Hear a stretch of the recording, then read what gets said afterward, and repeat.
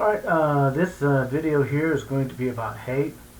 My last video didn't work out too good. It was pretty popular though, but it didn't work out too good. I had that Godzilla effect going where my lips didn't match my words and it didn't quite look right. But it was still pretty popular. So now I'm using two different cameras, one for sound and one for video. The picture quality may not be as good, but the sound will be good. My wife wanted me to make this, make a movie about all the hate in this world, and I've kind of hesitated because, you know, I don't know how to explain that. If you're young, this may not make a lot of sense to you, but when you get older, it might make a lot more sense to you because you've lived and you've seen. But in this world, I've lived for 50 years.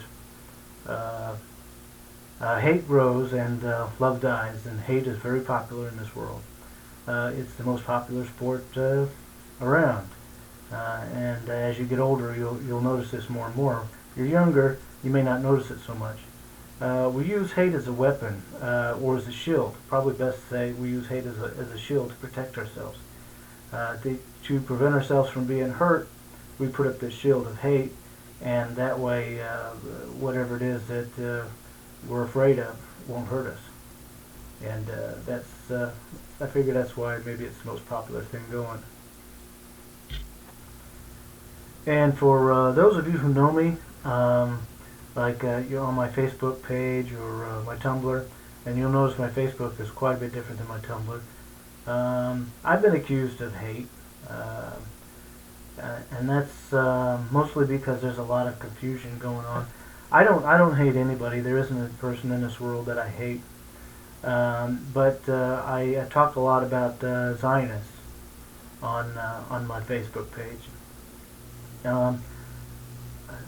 If you watch the news, you might think Zionists are Christians and Jews, and because the way they describe it, the way they describe the Muslims' hatred for the Zionists, and they make it sound like Muslims hate all Jews and Christians. So they don't really tell the whole story, and I think they intentionally make it look that way. But the truth is, there is a group called the Zionists, and while I do not hate any of them personally, I do not like the organization. And the Zionist organization is what put Israel on the map. And you know, all I'll say is if you look in the history of Israel and how it was created and how Zion was involved in it and how the Jews objected to it, they actually objected to it, you might be quite surprised. And then when the next time you watch the news and you hear them describe Zionism, you might say to yourself, well, this ain't that, or that isn't this, and you'll realize that they're not really telling you the truth. Okay, politics aside, I don't think that I could teach anybody to love. I don't think I'm that good.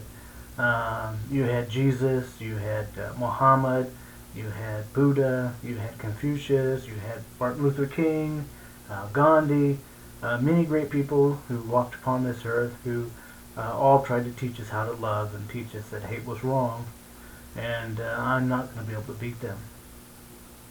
So I'm not even going to try to teach you love. Instead, I'll go the other direction here and teach you hate. Just what is hate, and why do we hate? And well, the simplest answer, from a Christian point of view, is that Satan is the ruler of this world, and so of course, hate would be more popular and love wouldn't. Of course, hate would grow and love would die. If hate was wrong and love was right, which I believe it is. I believe that's the choice we make, maybe once, maybe twice, maybe daily, but we make a choice somewhere along our lifetime to either go this way or that way, to either follow the path of love or follow the path of hate. We make that choice somewhere in our life, and that's where we go. And maybe something will happen and turn us around and make us go the other way. But basically, that's That's the two choices we have. That's the two roads we have to choose from, love and hate. So what is hate? Hate is the lack of life. Hate is the lack of light. Hate is death. Hate is darkness. Hate is nothingness. It's nothing. When people hate each other, there is death and destruction. When people love each other, life is created. So that's the difference between the two. So what causes hate and what prevents love is our ego. And for most of us, our ego will become stronger as we get older. And love may become more difficult for us, and hate will become easier. And this is probably the truth about most of us. And then we'll reach a certain age, we'll look at our life and realize that something has really gone wrong. And again, most of us will change. Most of us will learn love. And this could be why you'll sometimes see old people act like children. Jesus said that in order to enter the kingdom of heaven, you have to be like a child. Now, you can blame hate on a lot of things. Me, I would blame it on TV. But hate has always existed from the beginning of time. Just look in history. It was here before TV. It was here before democracy or communism. It was here before Christianity. But yet people blame it on religion. People blame it on government. But the truth is, it's our ego. Our ego creates it. And it's used, as I explained earlier in the first part of the video, as to protect us, as a shield, to protect us from harm. So this is why it's the goal of all religions. They're all pretty much about the same. They teach it differently, practice it differently, but their goal is to destroy your ego, submit yourself to the higher force. And whatever you want to believe that higher force is, you're not wrong, because nobody really knows. Whether you believe it's a unicorn, as the atheists like to make a joke about, fine. Or if, like me, it's a universal force that we can neither see nor touch, we can only feel it if we pay attention to it. It's the universal creative force. That's what I believe it is, and I don't even think that fully explains it. But whatever you think the higher force is, you submit yourself to it, and this supersedes the ego, and this is a way through it. And this is the goal of all religion. This is pretty much what all religion teaches. Even the Native American Indians, in a different way. Some of them had a tree, the great tree, or the great wolf, or the great eagle. They called it different things, but it's always the same thing. It's that higher force. Now, what I'm going to share is the Christian vision. As I said earlier, Satan is the ruler of this earth. So the Christian vision is that Jesus will come down from the sky, and we'll all see Jesus. And whatever Satan is, whatever he looks like, Satan will be cast into the pit. And I don't know if we'll all see that or not, or if this is the way all Christians vision it that way or not.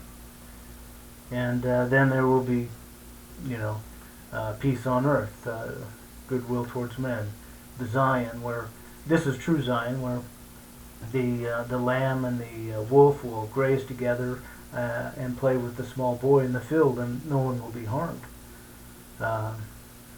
This is the kingdom on earth as it is in heaven that Jesus taught us to pray about. So if you have that vision in your head, I'm not going to say you're wrong. I'm not so sure that that's the way it's going to occur, though. in my vision, the way I see it's going to happen, is one day we're going to all see each other the way we really are.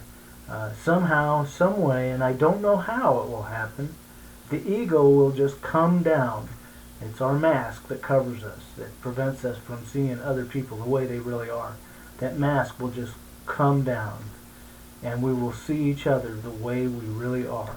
And we won't have that, well, you don't understand me because you're not in my shoes business anymore, because we will have a full understanding of one another. We will see each other the way we really are. There won't no longer be any hiding behind our ego. And this is what I think is going to happen. I don't know how it's going to happen, but I do believe it's going to happen. And when this happens, we'll all look at each other and wonder why we couldn't see it before, why we couldn't see people the way that they really are, why we couldn't see ourselves and others. It will be an awakening, a great awakening. And I believe it's just going to happen, and I don't know what's going to cause it to happen. I just believe it's just going to happen one day. And when that happens, whatever condition the earth is in at that time, we'll fix it. And that's what I believe is going to happen. That's my vision of the kingdom on earth as it is in heaven. Some Christians believe in a rapture. The Jehovah's Witnesses don't. They claim that that's a misunderstanding of the scriptures. I don't know. I used to believe that the rapture already occurred. It occurred long ago, something like 100 years after Jesus died on the cross, and this was the creation of the Roman Catholic Church. But now I'm not so sure if that's true anymore either. I'm not sure if I believe that. So I might go on the side of the Jehovah's Witnesses on that one, and believe that the rapture isn't going to happen. But I could be wrong. It could happen. It could happen like the Christians believe. Well, I'm a Christian, but like most other Christians believe that we're all going to just disappear off this earth, this awful, terrible earth, and we'll be saved in heaven, and then we will come down, and the kingdom of heaven will happen. I have a problem with that teaching, because this encourages a lot of Christians to just live any old way they want to live. They can trash the earth, it doesn't matter, because they're not going to have to stay here. They're going to be able to leave. They'll be taken up. It's not their responsibility. I mean, I might be wrong, but I kind of get that impression that a lot of Christians are living like they can just do whatever they want to do. It doesn't matter, because they don't have to be responsible, because poof, they're going to be taken off this earth. So that's why I don't. I'm not sure about the rapture, because you'll know the truth by its fruits. Falsehood gives bad fruits. Truth gives good fruits. And so the teaching of the rapture, I'm not real sure about. Now, there are some things that Jesus taught that isn't really talked about a lot. One is, these things I do, you shall also do. And you don't ever hear anybody teach about that. Jesus did some pretty wonderful things, and I haven't seen anybody even come close to walking across the water. So you don't hear a lot of talk about that. Another thing Jesus taught was, if you have the faith of a mustard seed, you can tell a mountain to move, and it will move. And certainly, I ain't seen anybody ever have faith like that, and I certainly don't. I wished I did. But let's take these teachings, and let's just say that if my vision comes true, that all of a sudden we discover we have this faith, and all of a sudden we discover that we can do these things as Jesus had done, and that would be so the world could be in a really bad shape, and we could really fix it. But what I'm the point that I'm really trying to get to is, what if my vision is wrong? Now, let me just say this first, though. Let me explain the difference between a fool and a wise man. Now, I'm not the smartest person in the world. I don't have a master's degree or nothing like that, and there are a lot of people on this earth who know a lot more than I do. But some people who are very educated, I will call them a fool. And let me explain the difference here. So between a fool and a wise man is a wise man will say, you know what, I could be wrong. I just might be wrong. I could learn from somebody else. That's a wise man. A fool says, I know, and they haven't even researched it. They haven't maybe done a bit of research. They just say, I know, and you can't persuade them either or. You can't show them anything because they know. Well, that's your fool. And now the reason I brought that up was because let's say my vision was wrong or is wrong, and maybe something great miracle isn't going to happen. Maybe this is going to be a gradual process. But either or, there's also a teaching in the Bible where two or more are present. If you pray and ask for something and two or more are present, it's more powerful. But let's just say that all of us imagine in our mind that love grows and hate dies. Let's just imagine that in our mind every day. And let's try to put that into practice. Let's try to make love grow. Let's take that chance. Let's take that chance and reach out to somebody that you would never reach out to before. Let's just